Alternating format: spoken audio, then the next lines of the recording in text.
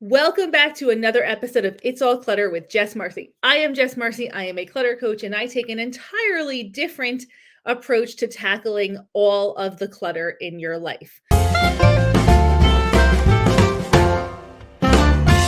I believe in learning new skills because we live in a world where we have never had this much clutter ever before. And everything we've learned about the stuff in our lives has to be relearned for 2022. So, welcome to my podcast.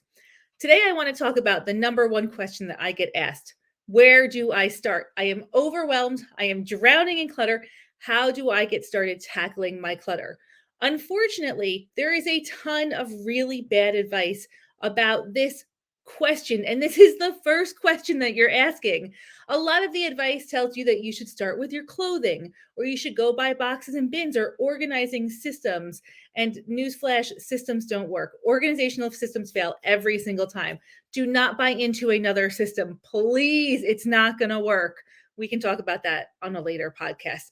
Do not buy boxes or bins. They're not going to work. We're not containing clutter. We have to declutter to get organized.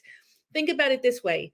If you had less stuff, it wouldn't matter if it were organized. If you could see everything that you had all at once, organization would not matter.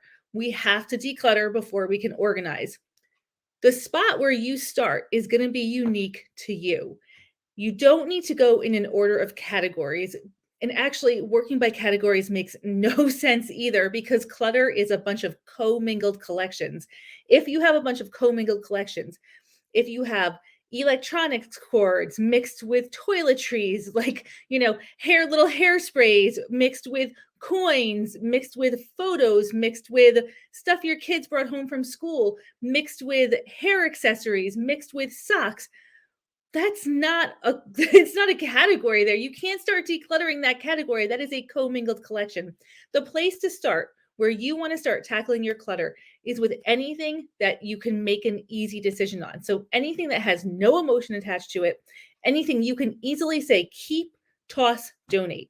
If you cannot easily say keep, toss, donate, that is not a good spot for you to start. There's a organizing guru out there who says that you have to start with your clothing. Totally disagree with that. I completely disagree with that. You can start with your clothing if you're not emotionally attached to your clothing. You can start with your clothing if you don't have mixed emotions around your clothing. If you have clothing that's too big or too small and you're hanging onto it and it doesn't fit and it doesn't make you feel good, don't start there.